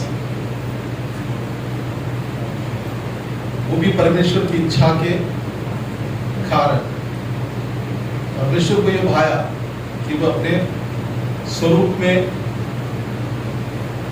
किसी को भेजे और वो संपूर्ण मानव जाति के लिए, जिसको उसने बनाया है, उसके लिए बलिदान होकर, सैक्रिफाइस करके, त्याग करके एक ऐसा प्लान उस सृष्टि को दे दे जिस प्लान को वो खरीद कर या उसको लेकर उद्धार पा सके। समझ में आ रही बात? क्योंकि परमेश्वर जानता था कि मैंने जो रचना आदम हवा के रूप में की है ये किस रीति के हैं, लेकिन फिर भी उसने एक सेल्फ विल, स्वतंत्र इच्छा शक्ति आदम को देकर कहा इन 2 पेड़ों का फल मत खाना। वो चाहता तो बाद में उसने वहां सुरक्षा का प्रबंध किया ना, पहले भी करता था। नहीं खा सकता था मनुष्य, शैतान भी नहीं खिला सकता था, लेकिन वो कठपुतली नहीं चाहता, वो स्वतंत्रता देता है। वचन भी कहता है सत्य को जानो को सत्य तुम्हें स्वतंत्र करे। वो स्वतंत्रता उसने दी कि तुम चुनाव करो। हमने चुनाव कर लिया, पाप की दशा में आ गया, इसलिए उसके जहन में सृष्टि से पहले ही प्रभु यीशु मसीह के बलिदान की योजना थी। ये बाइबल बताती है। और वो जानता था इसका शरीर इतना कमजोर है कि ये पाप करेगा ही। वचन से ही देखा कि उसने शरीर में होकर के ही हमारे शरीरों का जो कमजोरी थी प्रभु यीशु मसीह के शरीर में करके उसको हमारे लिए बलवंत करके बनाया। हमारे डीएनए में कमी है, वहां से चुनाव के कारण, आदम ने जो चुनाव किया उसके कारण हमारे डीएनए में कमी आ गई, और आज भी वो कमियां आगे जनरेट हो रही है। हम स्वभाव से ही, बचपन से ही, लेकिन प्रभु यीशु मसीह नहीं था, उस डीएनए का उस पर कोई भी प्रभाव नहीं था, वो शुद्ध और पवित्र था। इसलिए उसने उसके शरीर का इस्तेमाल करते हुए एक उदाहरण हमारे लिए दे दिया। लेकिन इसका मतलब ये नहीं कि उसके अंदर डीएनए में पाप नहीं था तो उसका शरीर को भूख नहीं लगती थी, उसको तकलीफ नहीं होती थी, उसको प्यास नहीं लगती थी, उसको दुख नहीं होता था, उसके अंदर खून नहीं था, उसके आंसू नहीं निकलते थे, वो खुश नहीं होता था। सारी चीजें बाइबल बताती। हाँ, पाप का स्वभाव, पाप का डीएनए उसके अंदर नहीं था, लेकिन वो सारी चीजें जो मनुष्य में उसने डाली हैं, वो सारी चीजें उसके अंदर भी थी। उसके शरीर को इस्तेमाल करके उसने वो एक बड़ा त्याग बलिदान करा दिया। ये प्रभु का प्लान था, ये उसकी योजना थी। और वही योजना वो जब हमें दे देता है ना, तो हमसे भी वही अपेक्षा करता है कि उस प्लान को हम ले लें। आप तो सब जानते हैं आजकल प्रीपेड प्लान सबके पास जेब में है ना? मालूम है आपको 28 दिन का है, 24 दिन का है, 1 GB रोज की मिल रही है, 2 GB रोज की मिल रही है, उसके अनुसार आप काम कर रहे हैं। अनपढ़ गंवार सब चला रहे हैं, सबको पता है प्लान के बारे में, लेकिन इस प्लान को जानना आवश्यक है। प्लान क्या था? दूसरे वक्ता ने बताया। किसको ढूंढ रहे हो? यीशु को। हाँ, मैं हूं, बट इन्हें जाने दो, सैक्रिफाइस, इन्हें जाने दो, इनको छूना भी मत, क्योंकि आगे की लाइन में लिखा है, क्योंकि वचन में लिखा है, वचन की बात पूरी हो कि पिता ने मुझे जो भी दिया उनमें से एक को भी हानि ना पहुंचे, सबके लिए हानि मैं उठाऊंगा, इन्हें जाने दो। एक सवाल हमारे सामने है गुड फ्राइडे पर, क्या कभी मैंने और आपने किसी और का जुर्माना भर के कहा इसको जाने दो, मैं पे करूंगा? सब इस योग्य हैं। पिलातुस, उसकी पत्नी, स्वप्न दर्शन देखने वाली, परमेश्वर उससे बात करता है, आगा कर रही है, हाथ मत डालना, क्योंकि इसके कारण रात भर मैंने दुख उठाया है। उसको अपने दुख की बड़ी है, उसने अपनी जिम्मेदारी पूरी कर ली, उसको सूचना भेज करके। और पिलातुस जिसके पास अधिकार था उसने भी हाथ धो लिए। हम भी यही करते हैं, हमने हाथ धो लिए, हम धोलेंगे हाथ। अरे क्या पिलातुस के पास अधिकार नहीं था क्या? लेकिन भीड़ तंत्र, वहां लिखा है वचन में, हुल्लड़ बढ़ता चला गया। आज भी कई प्रकार के हुल्लड़ बढ़ रहे हैं, सतर्क हो जाएं मसीह लोग, क्योंकि वो जिनके पास अधिकार है उनको भी प्रभावित कर देता है हुल्लड़। और अभी तो अधिकारी ऐसे लोगों के हाथ में है जो खुद ही हुल्लड़ मचवाते। समझ में आ रही है कहानी? वचन में लिखा है कई जगह, आत्मा कलीसियाओं से कहता है, और जो पढ़े वो समझे, जो सुने वो समझे, जो देखे वो समझे। कौन समझाएगा? आत्मा ही समझाएगा। हमारे आसपास बहुत सारी घटनाएं हो रही हैं पूरे विश्व स्तर पर, हमारे देश में भी, हमारे आसपास भी। आज तो अधिकारी वो तो हाथ भी नहीं धोएंगे, पिलातुस ने तो फिर भी हाथ धोया। पत्नी ने, दर्शन देखने वाली पत्नी भी अपनी जिम्मेदारी से फारिग हो गई। शायद परमेश्वर की योजना थी, पूरी होनी थी। लेकिन हमारे लिए प्रश्न यही है, क्या वो सैक्रिफाइस मेरे और आप में है? हमने कभी किसी को कहा इसको जाने दो, इसके हिस्से का काम मैं कर लूंगा,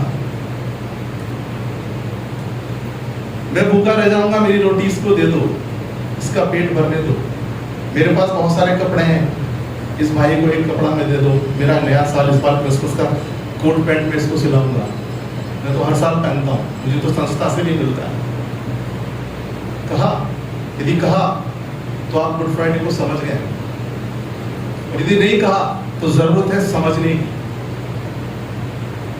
और इस प्लान को आगे बेचने की, बढ़ाने की, लोगों को देने की, ये ईस्टर में हम सीखेंगे। आइए प्रार्थना करें। धन्यवाद प्रभु जी, आपकी जय जयकार, आपकी स्तुति करते हैं और धन्यवाद अर्पित करते हैं आपकी उस अद्भुत योजना के लिए, उस महान योजना के लिए प्रभु जी, जो मनुष्य अपने शरीर के द्वारा पूरी नहीं कर सकता था, लेकिन फिर भी आपने प्रभु यीशु मसीह के शरीर का इस्तेमाल करके उसको पूरा सांसारिक तौर पर स्त्री के गर्भ से जन्म दे करके ये सिद्ध कर दिया कि मनुष्य में किसी चीज की घटी नहीं है, और यदि घटी भी है तो प्रभु यीशु मसीह ने जाने से पहले वो सहायक हमको दे दिया आपसे मांग करके, जो हमें सिखाए, हमें गाइड करे, हमें ताकत शक्ति बल दे कि हम भी किसी के लिए कह सकें इन्हें जाने दो, मैं हूं। होने दीजिए पिता परमेश्वर, आपके दासों के लिए धन्यवाद। उन्होंने बहुत सीधाई से गुड फ्राइडे की को परिभाषित किया है एक नए रूप में कि परमेश्वर की योजना क्या थी और क्या है। हम सब उसको समझ गए हैं और उसके अनुसार हम निर्णय लेने वाले हो जाएं पिता परमेश्वर, कहने वाले हो जाएं इन्हें जाने दो। हम बरअब्बा को ना चुने, लेकिन हम अपनी इच्छाओं और अपनी भावनाओं में या दबाव में आकर के बहुत से निर्णय ऐसे कर लेते हैं कि हमें बरअब्बा को चुनना पड़ता है प्रभु जी, या पिलातुस की तरह अपने अधिकार का इस्तेमाल ना करते हुए हम सिर्फ हाथ धो लेते हैं। दर्शन देख करके भी हम सिर्फ उस दर्शन को आगे तक बताने के सिवा हमसे कुछ होता नहीं है। लेकिन आप चाहते हैं पिता परमेश्वर, आपने हर एक की सृष्टि की है, उसकी बनावट को आप जानते हैं, उसमें आपने जो जो डाला है उसको भी आप जानते हैं, आत्मा उसको क्या सिखाता है ये भी आप जानते हैं। होने दीजिए सब उस आत्मा की आवाज को सुनकर आपकी इच्छा के अनुसार कार्य करने वाले हो जाए। आगे की आराधना आपके सानिध्य में क्या चाहते हैं, आज जब पूरा संसार पिता परमेश्वर आपको इस बलिदान दिवस को मना रहा है, सब उस बलिदान को के महत्व को पूर्ण रूप से सच्चाई से समझने पाए और उसके अनुरूप अपने जीवन को आप में होकर बदलने वाले हैं। सारा आदर इज्जत महिमा आपको मिले, ये विनती आपकी बेटे हमारे मुंजी खुदा यीशु मसीह के मीठे और मधुर नाम में मांगते हैं, सुनिए और ग्रहण कीजिए पिता। और अभी समय है कि हम अपने बेटे परमेश्वर को अर्पित करेंगे। उस समय में गीत गाएंगे, और क्या मांगू तुझसे है खुदा।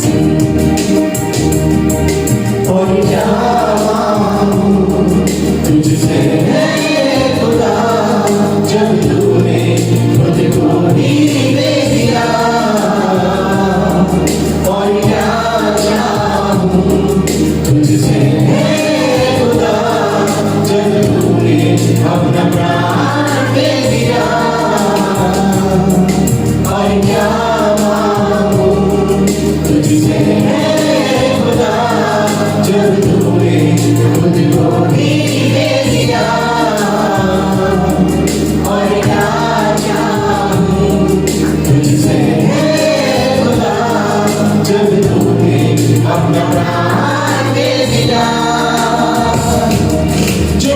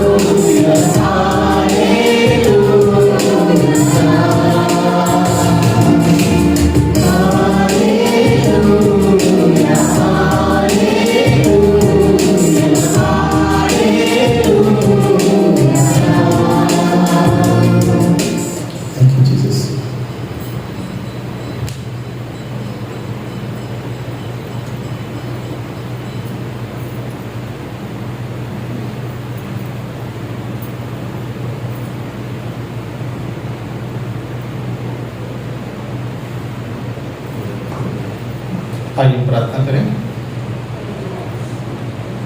धन्यवाद प्रभु जी, एक बार फिर से आपके चरणों में अपने स्वरों को झुकाते हैं और धन्यवाद अर्पित करते हैं पिता परमेश्वर आज के इस दिन के लिए, जिसमें हम आपके भवन में आकर आपकी मधुर वाणी को सुन सके।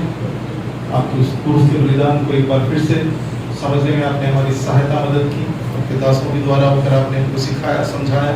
आपका धन्यवाद करते हैं, प्रार्थना करते हैं पिता परमेश्वर, पवित्र आत्मा के द्वारा हमारे हृदयों में, हमारे विचारों में आज का ये संदेश, आज का ये परिभाषा जो आपके बलिदान दिवस की है, वो पिता परमेश्वर सील हो जाए पवित्र आत्मा के द्वारा, ताकि प्रभु जी आपके योग्य हम फल ला सके, कह सके हम भी आपके समान इन्हें चाहने दो। होने दीजिए पिता परमेश्वर, हमें से हर एक इसी प्रकार के जीवन को आपके द्वारा, आपके वचन के द्वारा ढालता चला जाए आपकी पवित्र आत्मा की सहायता के द्वारा। विशेष तौर से धन्यवाद देते हैं प्रभु जी इस भेंट के लिए, तो आपके लोगों ने आपकी सेवा महिमा के लिए दी है, इसको आशीष करके हमें दे। उन्होंने हाथ बढ़ाया नहीं बढ़ाया, सबको पिता परमेश्वर इस योग्य बनाए कि वो आपके लिए दे सके, क्योंकि पिता परमेश्वर सारी आशीषों के स्रोत आप ही हैं, आप ही के द्वारा हमें मिलता है। हर दिन हम आपको लौटाते हैं तो पिता परमेश्वर कोई बड़ा काम नहीं करते हैं, सब कुछ आप ही का दिया हुआ है पिता परमेश्वर। हम इस योग्य नहीं कि हम किसी वस्तु को पा सके, लेकिन पिता परमेश्वर आप पिता होने के फर्ज को पूरा ईमानदारी से निभाते हैं, इसके लिए आपका धन्यवाद। इस सेवा महिमा की दी हुई राशि को आप ग्रहण करें, इसको आशीष करके हमें दें, ताकि आपके राज्य की बढ़ोतरी के लिए पाई इस्तेमाल की जा सके। तो हम यहाँ से जाते हैं पिता परमेश्वर, आपकी सहायता सुरक्षा में से प्रत्येक को मिले, जब तक हम दोबारा ना मिलते हैं आपका वचन, आपका प्रेम और आपकी पवित्र आत्मा हमारे मध्य में कार्य करने वाला। सारा आदर इज्जत महिमा आपको देते हुए, प्रार्थना के हर एक विषय को आपके सम्मुख करते हुए, आज के वचन के लिए आपका धन्यवाद देते हुए, ये विनती आपके बेटे हमारे मुझे बता यीशु मसीह के नाम से मांगते हैं, सुनिए और ग्रहण कीजिए पिता, आमीन। हम हमारे प्रभु यीशु मसीह का अनुग्रह, परमेश्वर पिता का प्रेम और पवित्र आत्मा की सहभागिता और संगति हम सबके साथ और संसार के प्रत्येक विश्वासी जन के साथ, विशेषकर इस मंडली के हर एक छोटे बड़े सदस्य के साथ अब से लेकर सर्वदा तक होती रहे, आमीन। प्रभु आप सबको आशीष दे। Thank you.